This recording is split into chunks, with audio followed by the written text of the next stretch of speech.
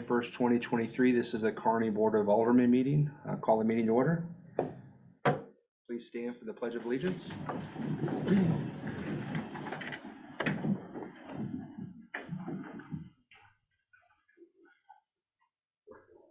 Go ahead, boys. I pledge allegiance to the flag of the United States of America and to the republic for which it stands, one nation, under God, indivisible, with liberty and justice for all.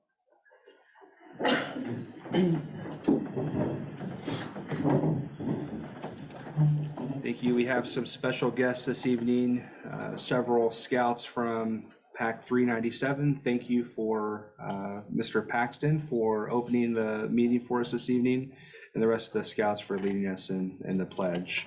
We'll move on to personal appearances this evening. We have no personal appearances.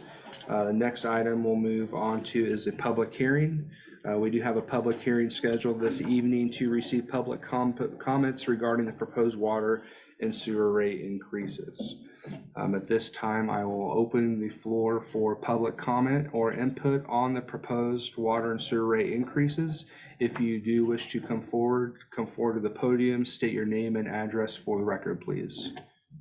Consider the floor open. Seeing nobody move, close the floor for public comment and input. Staff, do you have anything to advise? Or do you want to do that under the ordinance section? We'll do it all together. Okay. Sure. Floor is closed. Public hearing part of the meeting is closed as well. We will move forward to the consent agenda. Does the board have any questions or items of discussion on the consent agenda this evening? No. Seeing none, if we can entertain a motion to approve the consent agenda as presented. I make a motion to approve the consent agenda. I'll second. All in favor?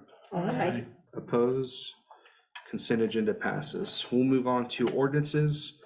We have a motion approving bill number 06-2023 presented by Sheila Ernzen, our city administrator, an ordinance amending ordinance 1481-2022 in the city code section 700 and section 720 of the city of Kearney, prescribing the amount to be charged to customers for water and sewer services. So this evening before you is an ordinance that is amending rates. First of all, the public hearing was posted outside on the bulletin board and published in the Courier Tribune, both beginning January 19th, 2023. And I came across ordinance 720.060, which basically dictates that the city shall review that the user charge system annually and set that rate as necessary to ensure that we generate adequate revenues to pay not only the cost of operation and maintenance, but also any infrastructure replacement. And so proposed in the annual budget that you'll be considering after these rates that are being proposed to you tonight are set accordingly to make sure that we can cover the replacement of the water tower and also to cover all of the operating and maintenance expenses this year. Any questions or items of discussion on the proposed ordinance from the board? I just want to verify that we've doubled the discount for the senior citizens, and that does start at 65 for our residents. Yes, both doubled it both for the water and also doubled it for sewer. Okay, great, thank you. If there are no other questions from the board and no other discussion from staff, can we entertain a motion to approve the ordinance to read the proposed ordinance first time by title only, please. An ordinance amending ordinance number 1481-2022 and the city code section 700 and section 720 of the city of Kearney, prescribing the amount to be charged to customers for water and sewer services. Motion to approve. Second. All in favor? Aye. Opposed? Second reading by title only, please. An ordinance amending ordinance number 1481-2022 and the city code section 700 and section 720 of the city of Kearney, prescribing the amount to be charged to customers for water and sewer services. So moved. Second. Pull the board, please. Alderwoman Barger, Aye. Alderman Holt, Alderman Lehman, Aye. Alderwoman Spencer. Aye. Votes unanimous and the ordinance passes on the second reading. Next, we have a motion to approve bill number 07-2023, presented by Sheila Ernzen, our city administrator, an ordinance adopting the fiscal year 2024 annual budget. So we've had a few different presentations. On Saturday, we had a lengthy one, and hopefully everyone got a chance to watch that meeting if you weren't able to be here. And I'd be happy to answer any questions if anyone has any. I attended a meeting Friday here with employees. We were here for our budget workshop Saturday. I will tell you that the process was substantially longer and more in depth this year, which I think has been a welcomed process and experience for the board and staff. I feel that we put together an extremely great tool that will allow us to provide excellent services that the city residents demand and expect. So thank you for all your help, Sheila. Thank you to our department heads for all your help as well. I don't have any questions. Do any of the board members have any questions on the proposed budget? I don't have any questions, but in reading the document and then unfortunately having to watch the YouTube video instead of attending via Zoom, there are lots of changes. We're creating a public works department instead of having water and sewer and streets, and we're coming in line with a lot of other municipalities around us, and this budget to me is exponentially easier to read and discern where the funds are coming from, where they're going, than past budgets. And sometimes it's not fun, but we have to make sometimes some hard choices. So kudos to you, Sheila, for revamping the budget and how it's presented, and it's a good budget. Thank you. I know I mentioned this Saturday, but one of the things I'm extremely proud of as well is the board gave our administrator and department heads direction to reevaluate market pay to our employees. We continue to work extremely hard at being an employer of choice, improving benefits and pay structure, unlike some of our peer cities and even our county government. We did not focus on just looking at increasing and giving market pay raises to our law enforcement. We did it citywide. So I'm extremely proud that this city budget takes into consideration updated pay scale and market rates for our employees. That's extremely important. If there are no other questions, or no other input from the board, can we entertain a motion? I'm sorry, I'm doing it again. Can you read the proposed ordinance first reading by title only? Getting ahead of myself tonight. An ordinance adopting the fiscal year 2024 annual budget, appropriating expenditures from the revenues of the city, and fixing the compensation for officers and employees for the city of Kearney, Missouri. Motion to approve on first reading. I'll second that. All in favor? Aye. Opposed? please read the proposed ordinance on the second reading by title only. An ordinance adopting the fiscal year 2024 annual budget, appropriating expenditures from the revenues of the city, and fixing the compensation for officers and employees for the city of Kearney, Missouri. So moved on second. I'll second. Poll the board, please. Alderman Holt, Aye. Alderman Lehman, Aye. Alderwoman Spencer, Aye. Alderwoman Barker. Aye. Votes unanimous, and ordinance passes on the second reading.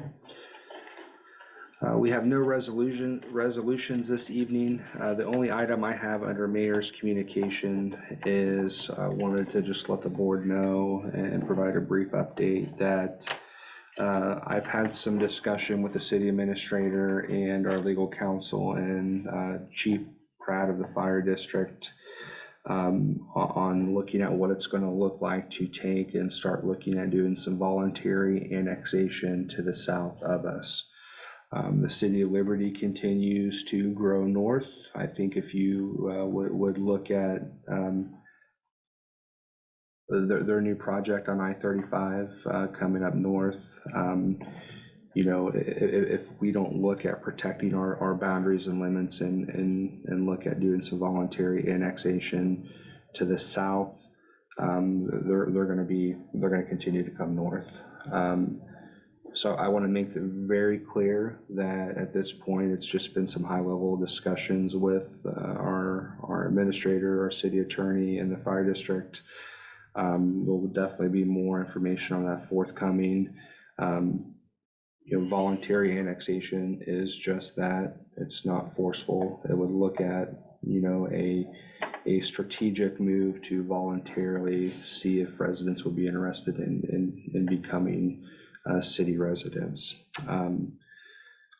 Alderman Holt asked a question about some ideas and incentives, and we did get a legal opinion, and I'll be happy to share that with you, but the idea is one that we couldn't do, and I'll have Sheila share that with you, but we've done voluntary annexes in the city for many years. The last one I remember approving was the J&K statuary area where they wanted to become into our city. So the goal is to continue to protect our boundaries and make sure that we can grow and be successful as a city, but also to be good partners with the fire district.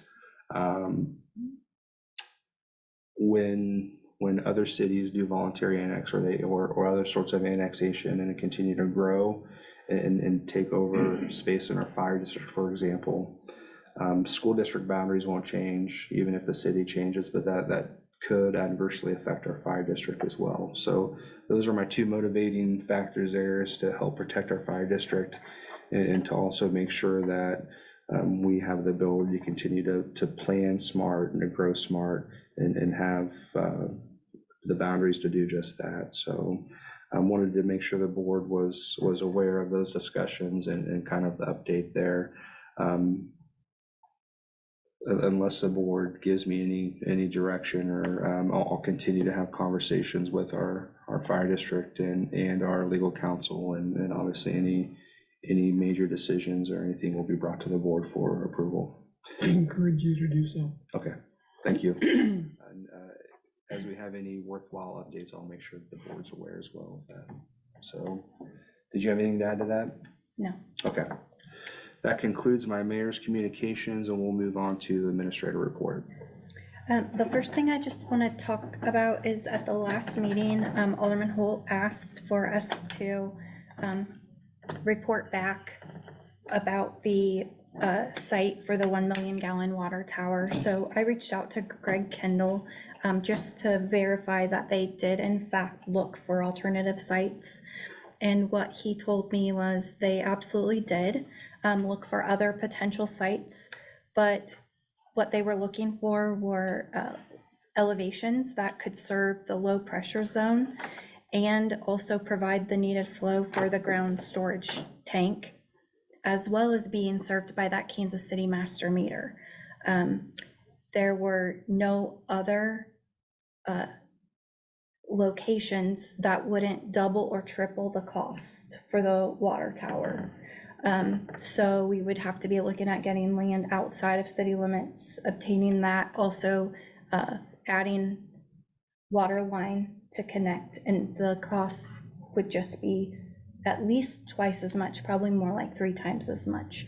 And so that's why they decided to propose that we replace the current water tower.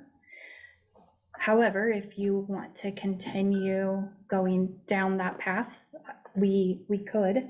I just would need a motion for the board, because they've already started designing when the board passed the resolution to enter the, to do the design for the new site. So we would need to stop that. And then the project would obviously be delayed, because we would have to go through the process of trying to obtain other land, and then the costs would be much more significant. So I'm open to, Do we know, I know at one time we were talking about putting the new water tower, building the new water tower, leaving the existing water tower. Have they determined that there's enough land there to be able to build the new tower while the existing tower is there? yes, Okay. there is enough land to do that. And then we would take down the current water tower, because the cost of maintaining it would outweigh the benefits of keeping it. Okay. Yeah, I was just wanting to know if there was a way that we could do that. I mean, if it's cost prohibitive, well, then it's cost prohibitive, but I think it's something that was worthwhile to check into, because that water tower, even though it's too small, it's still serviceable. True. So just trying to get as much use out of that as possible. Yes. That conclude your report? The only other thing, just the next regular board meeting will be Monday, March 6th at 6:30 PM. And that concludes my report. Back to our normal Mondays for a couple months. We'll move on to Alderman discussion. Alderman Barger.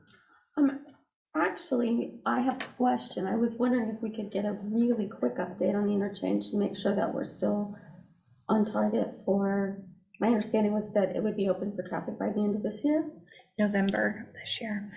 Yeah, And so. we're still, Yeah, so, and I'll let Donnie or Sheila jump in there, but primarily, they're anticipating the end of this year still, but with a final completion date in May of 2024, is that still accurate? Yes, that's still Okay. accurate, and they're flying girders this Saturday, so they're on track. They're actually probably a little ahead of schedule. So all the girders will be placed, weather depending, by Saturday morning early. will that affect traffic on I-35? They are gonna close one lane down, and they said they have what they call a slow roll. So what they do is they keep traffic going on one lane, and then when they place the girders, he said it takes 45 seconds to a minute, which is incredible. But they stop, they get it all prepared, Mhm. pick it from the truck, stop traffic, swing it in place and drop it, and then let traffic go. So they said it would be minimal, and it's 4 a.m. to 8 a.m. is when they're swinging girders, so hopefully the traffic's. Well, they got That's 8 of them. impressive. Yeah, it's just like our, They're 9 trucks is what they 9. said. Clarkson's one of the main players at the airport. They're one of the main players on the Buck O'Neill project. At our MARC meeting, we had an update on that, and it makes me proud that, you know, we have local skilled laborers in Kansas City that have the ability, you know, to manage and construct these projects. So, Yeah. you have anything else? Nope, that's it, great, Okay. thank you. Alderman Lehman? So I wanted to give kudos where kudos are due. Not this last weekend, but the weekend before, out at Jesse James Park, we had with the scouts being here earlier, we had the North Star District Klondike Derby. Although Eric Marshall did not deliver on snow, it was it was a very, very well-attended event. I went out Saturday and walked around and talked to several different troops that were out there, and the overarching comment that I got repeatedly was they couldn't believe how great of a facility that we had.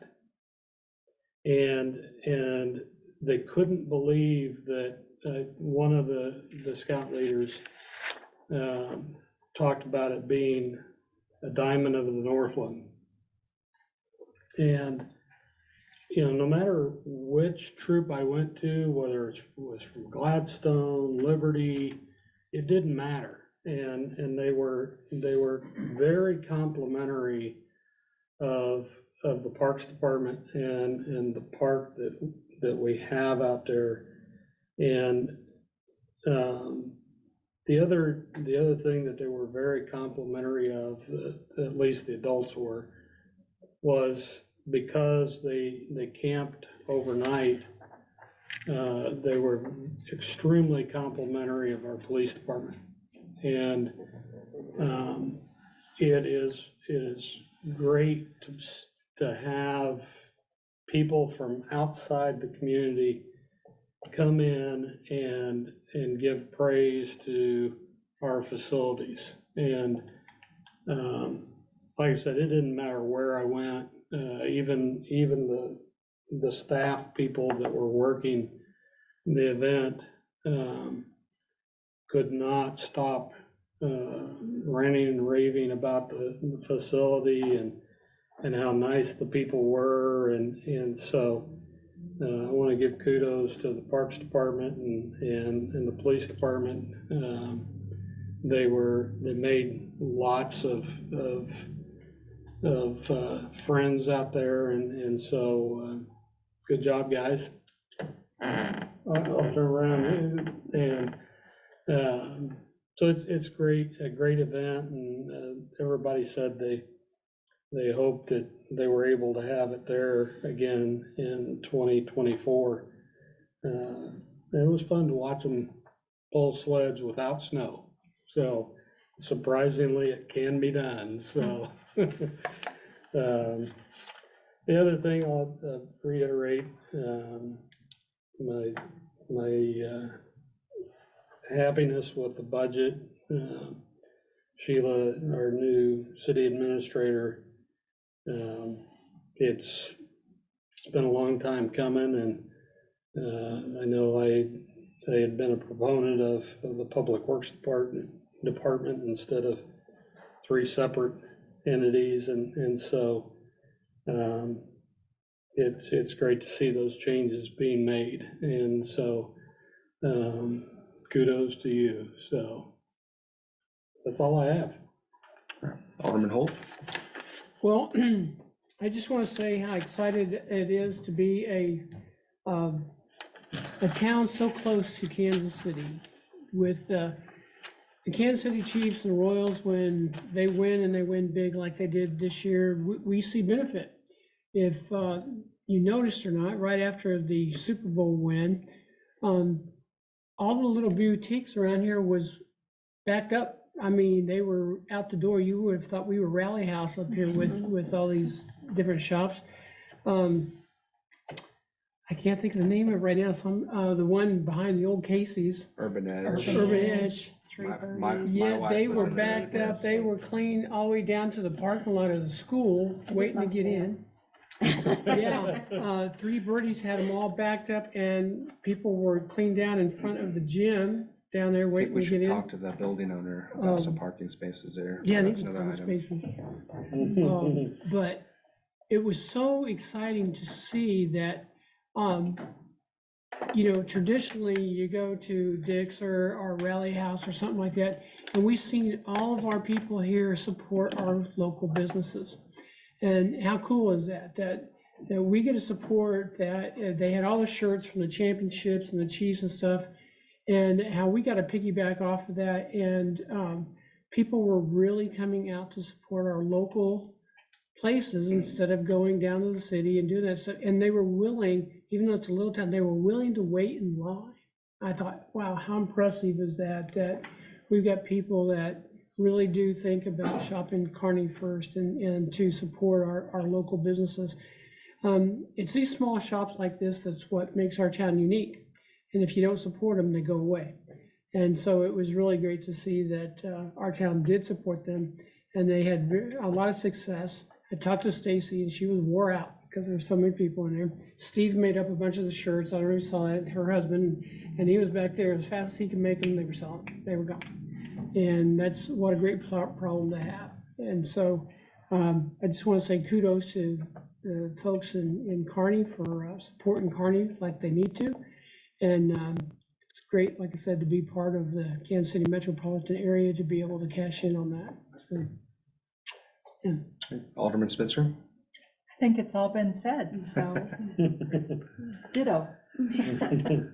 Before we go into our executive session, was there, I know there's some new faces. I don't know if anybody had anything that out here that wanted to address the board this evening? Okay. See nobody move. We do have an executive session notice up this evening, a closed session per RSMO 610021 subsection 3, hiring, firing, disciplining, or promoting of a particular employee by a public governmental body when personal information about the employee is discussed or recorded, and the meeting, our meeting will be adjourned from the executive session when we conclude. So if we consider a motion to go into executive session. So moved. I'll second. Poll the board, please. Alderman Lehman, Aye. Alderman Spencer, Aye. Alderwoman Barker, Aye. Alderman Holt. Aye. Votes unanimous. We will enter into executive session at 6:57.